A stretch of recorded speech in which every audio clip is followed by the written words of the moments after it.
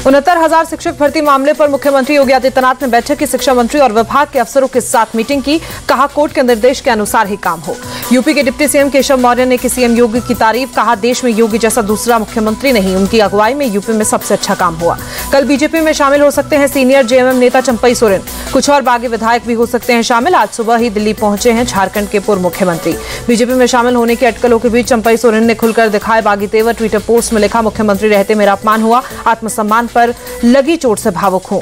बिना नाम लिए चंपई सोरेन ने मुख्यमंत्री हेमंत सोरेन पर साधा निशाना। बोले विधायक दल की बैठक में मेरा अपमान हुआ, लेकिन उन्हें सिर्फ कुर्सी से मतलब। चंपई सोरेन ने लिखा, जिस पार्टी के लिए अपना जीवन खपा दिया उसी में मेरा कोई वजूद नहीं रहा। अपमान और तिरस्कार के बाद वैकल्पिक राह तलाशने के लिए मजबूर, चुनाव तक मेरे सभी विकल्प खुले। झारखंड में सियासी उठापटक के बीच हेमंत सोरेन का बीजेपी पर बड़ा हमला। बोले पैसे के दम पर घर और पार्टी तोड़ने की साजिश। इशारों में चंपई सोरेन पर भी अटैक। पैसों के पीछे आसानी से इधर उधर हो जाते हैं नेता। जेएमएम विधायक दशरथ गागरोई ने बीजेपी में शामिल होने की खबर का खंडन किया। शिबू सोरेन को अपना नेता बताया। चंपई सोरेन के बीजेपी में शामिल होने की बात अफवाह है, सभी विधायक एकजुट हैं। झारखंड कांग्रेस चीफ केशव महतो का बयान। शिवसेना यूबीटी नेता संजय राउत बोले, झारखंड में कुछ लोगों को तोड़ने की कोशिश हो रही है, इसलिए वहां चुनाव घोषित नहीं हुए। जम्मू कश्मीर चुनाव से पहले अपनी पार्टी को लगा झटका। बीजेपी में शामिल हुए दिग्गज नेता चौधरी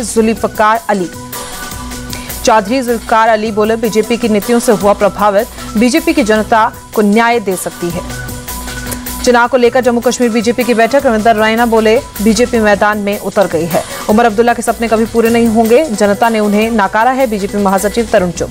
गुलाम नबी आजाद की पार्टी ने जारी किया सर्कुलर, कांग्रेस में डीपीएपी के विलय को अफवाह बताया। सीएम योगी का बड़ा ऐलान, 60,000 से ज्यादा युवाओं की पुलिस में भर्ती होगी, 20% सीटें महिलाओं के लिए आरक्षित। सीएम योगी ने साधा निशाना। कहा सपा के नेता बलात्कारियों का समर्थन कर रहे हैं। जेजेपी के नेता पालाराम सैनी ने पार्टी से इस्तीफा दिया। कहा कार्यकर्ताओं से बात कर अगला फैसला लूंगा। आम आदमी पार्टी के हरियाणा चीफ सुशील गुप्ता बोले, उम्मीदवारों की चयन प्रक्रिया शुरू हो गई है।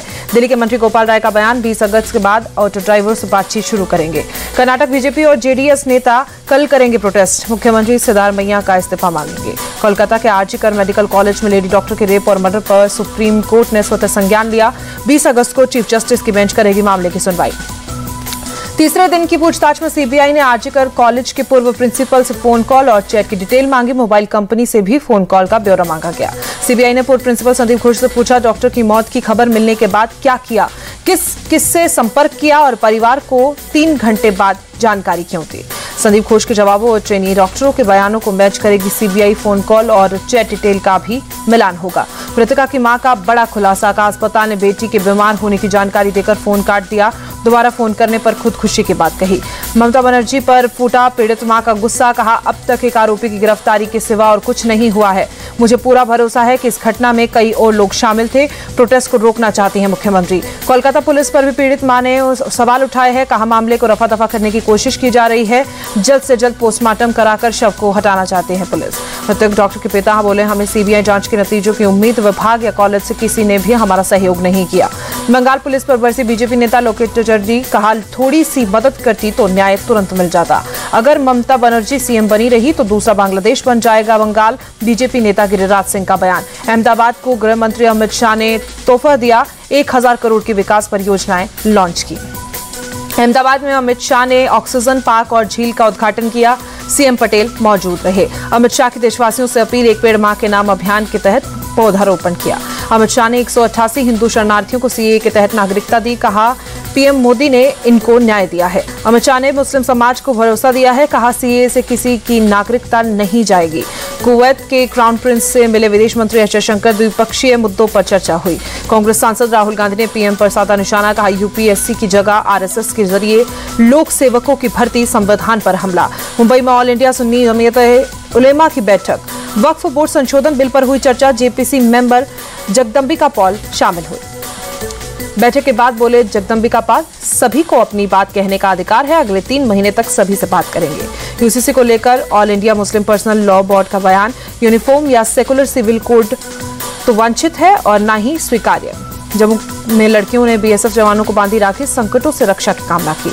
दिल्ली में शास्त्री नगर के पास 20 साल के युवक की चाकू मारकर हत्या, 2 आरोपी गिरफ्तार। मेरठ में 2 साल की मासूम से रेप के बाद हत्या, पुलिस मुठभेड़ में पकड़ा गया आरोपी। बरेली में दलित छात्रा से छेड़छाड़ और फायरिंग का मामला, 2 आरोपी गिरफ्तार। बुलंदशहर के सलेमपुर में दर्दनाक हादसा, बस और वैन की टक्कर, 10 लोगों की मौत, 24 लोग घायल। दिल्ली एनसीआर के कई इलाकों में हुई झमाझम बारिश, लोगों को गर्मी से राहत मिली। कोलकाता में कई जगहों पर भारी बारिश, जगह जगह जलजमाव। इस मानसून में हिमाचल में बादल फटने की 51 घटनाएं हुई, 31 लोगों की जान गई।